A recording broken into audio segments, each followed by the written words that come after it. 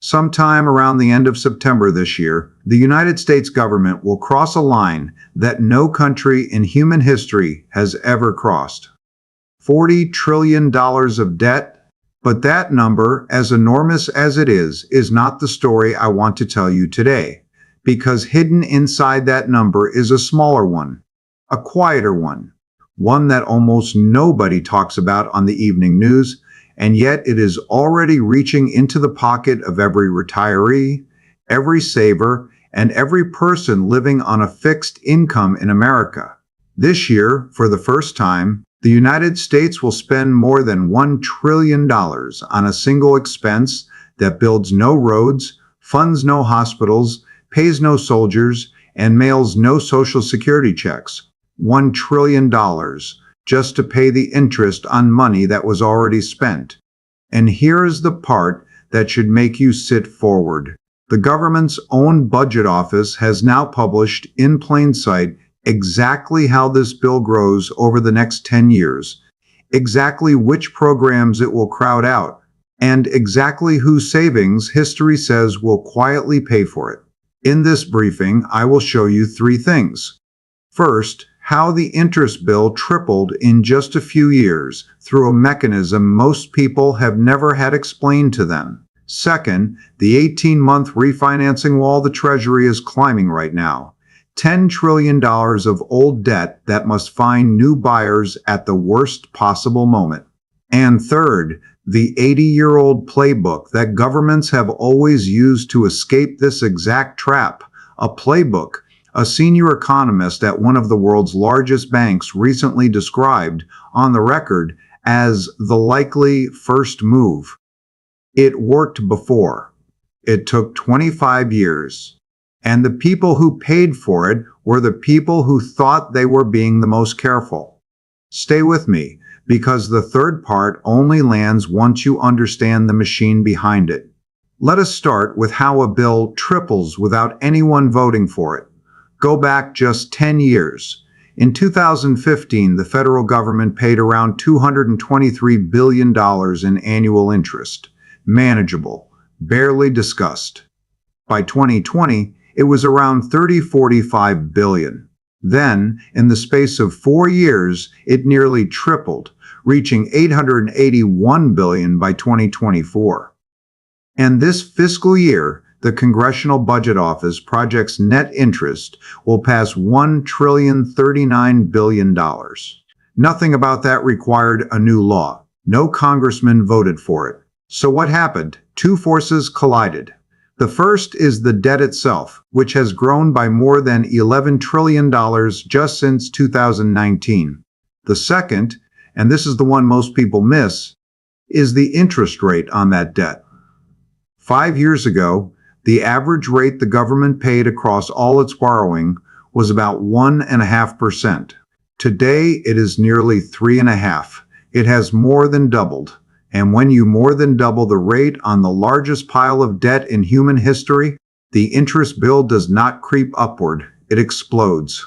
Now, to understand why this is accelerating rather than stabilizing, you need to understand one simple thing about how government debt actually works, because it does not work like a 30-year mortgage. When Washington borrows, it issues bonds with expiration dates. Some last 3 months, some last 2 years, 10 years, 30 years, and when each bond expires, the government almost never pays it off. It borrows again, issuing a new bond to pay back the old one, rolling it over at whatever interest rate exists on that day. Here is why that matters so much right now. During the pandemic, the government borrowed trillions of dollars at interest rates near zero, some of the cheapest money in American history, but it borrowed much of it short-term, and short-term debt comes due fast.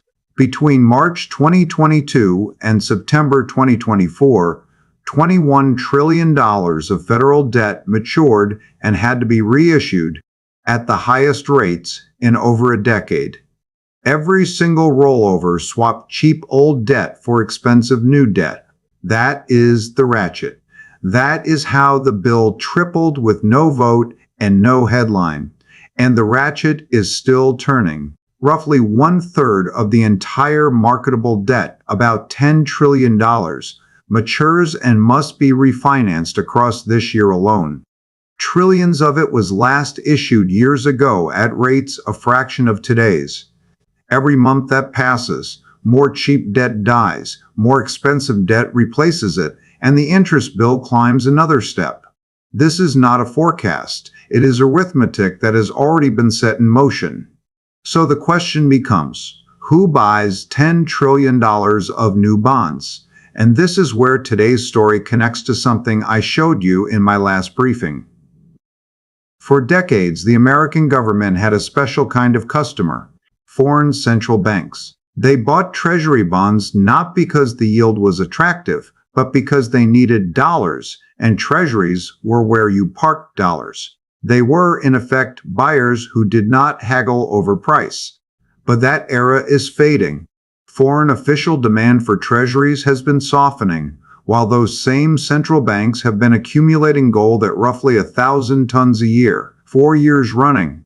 By the European Central Bank's estimate, gold overtook U.S. treasuries in global official reserves last year for the first time in the modern era, which means the burden of absorbing America's debt is shifting to domestic buyers. Money market funds, banks, pension funds, American households. And here is the crucial difference.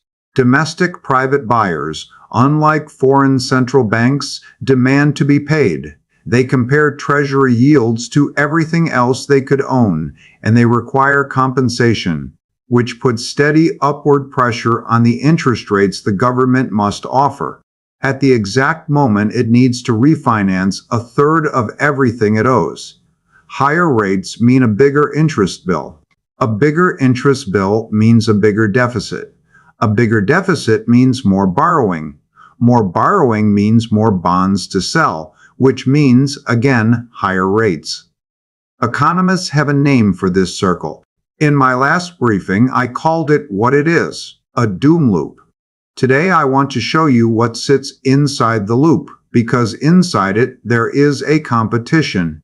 And the other competitors are the programs American retirees live on.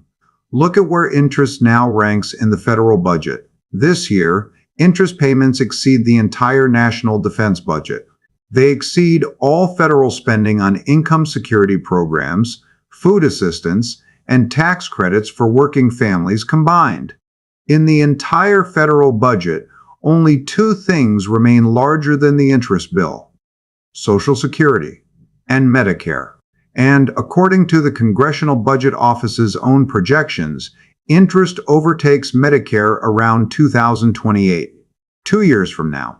From that point on, the second largest activity of the United States government will be paying interest to its lenders, ahead of the health care of its seniors. Sit with that ranking for a moment, because budgets are not just numbers, they are competitions.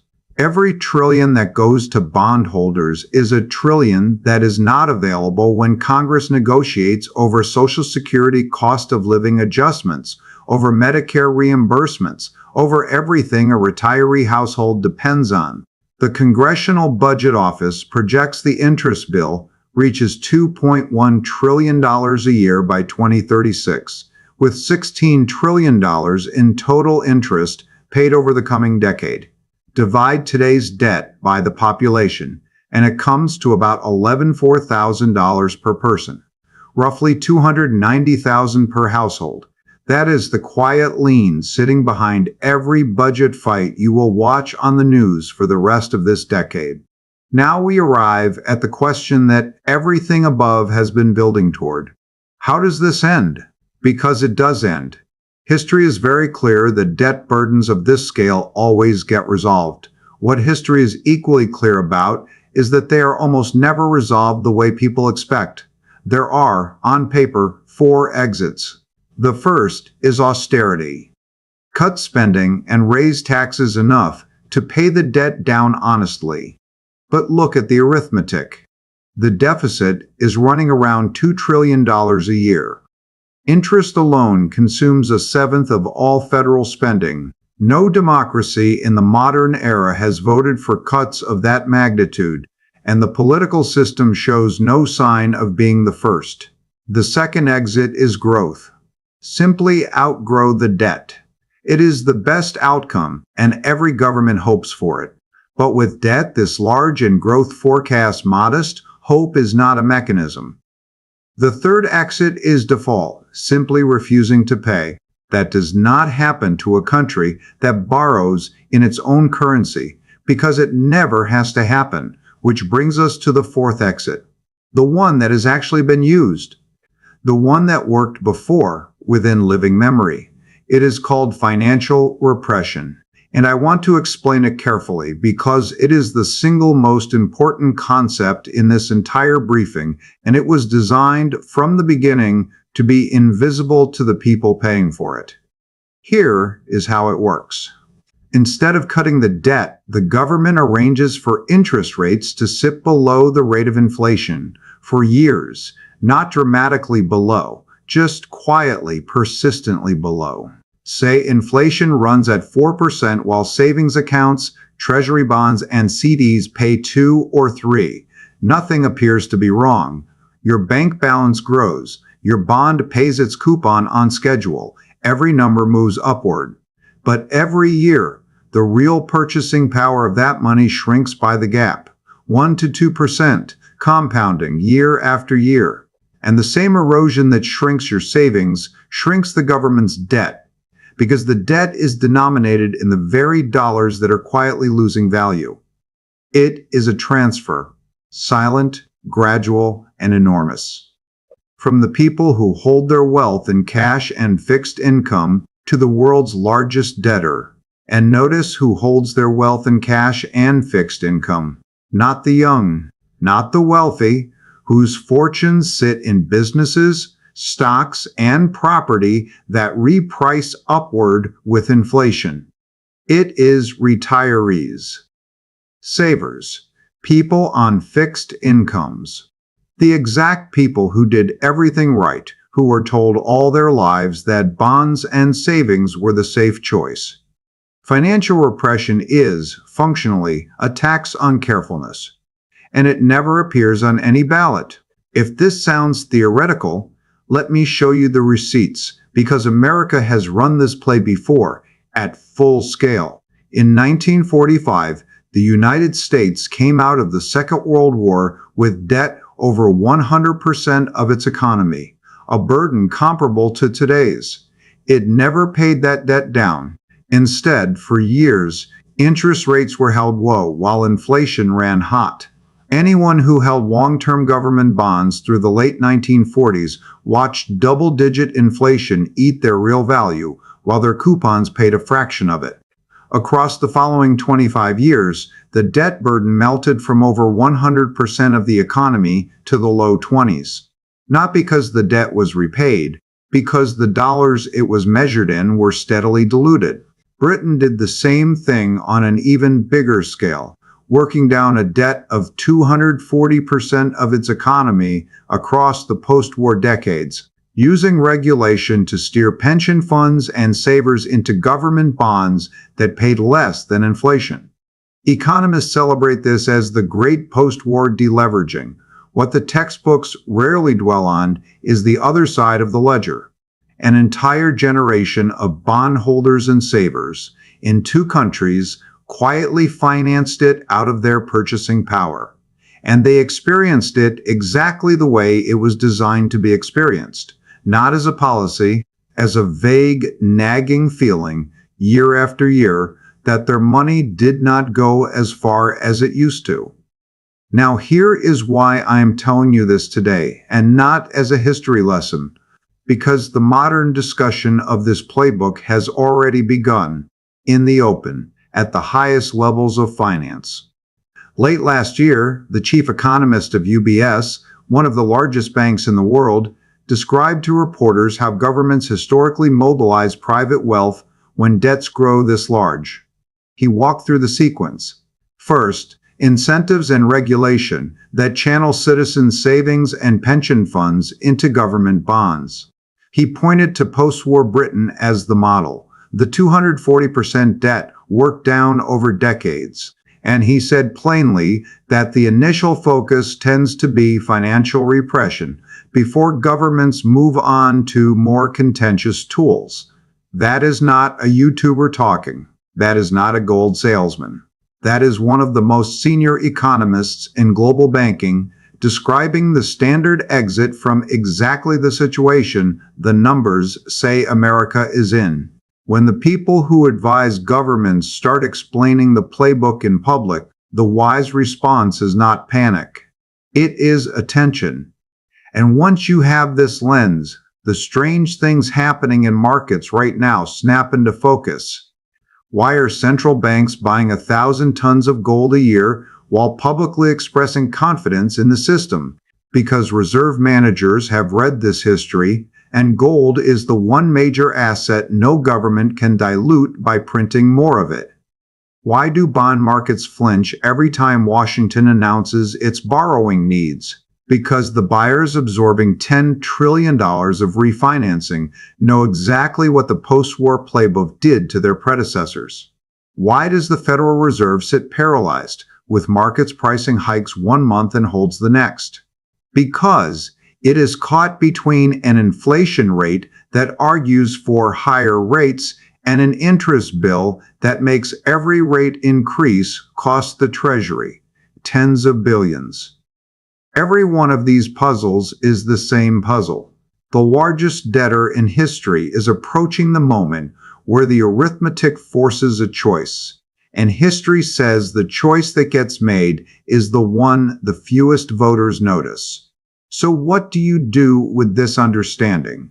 I am not going to tell you to buy anything, and I would be cautious of anyone who watches a video and rushes to act on it. What I will give you are 3 questions, because the right questions asked early are worth more than any hot tip acted on late. The first question: what is your real return? Not the number on the statement, the number after inflation. If your savings pay 3% and inflation runs at 4%, you are not earning 3, you are losing 1. The entire mechanism of financial repression depends on people never doing that one subtraction. Do the subtraction every year. The second question: which side of the mechanism does your wealth sit on? History's dividing line in every one of these episodes was simple. Assets that are promises of future dollars, cash, bonds, fixed annuities, sat on the paying side. Assets that reprice with inflation and assets that cannot be printed sat on the protected side. Ray Dalio, who has spent 50 years studying precisely these debt cycles, has argued publicly that environments like this one are exactly why genuine diversification exists. And he has said that meaningful allocations to assets like gold deserve consideration in long-term portfolios. You do not have to agree with him, but you should be able to say precisely which side of the line your own savings sit on, and whether that is a choice you made or a default you inherited. And the third question: when the budget competition between the interest bill and everything else arrives in Washington and the CBO's own numbers say it arrives within this decade, are your retirement plans built on the assumption that every promised program arrives in full, exactly on schedule? Because the honest answer to that question, whatever it is, should be something you decided with open eyes, not something you discovered late. Let me close the loop I opened at the start. Around the end of September, the debt crosses 40 trillion.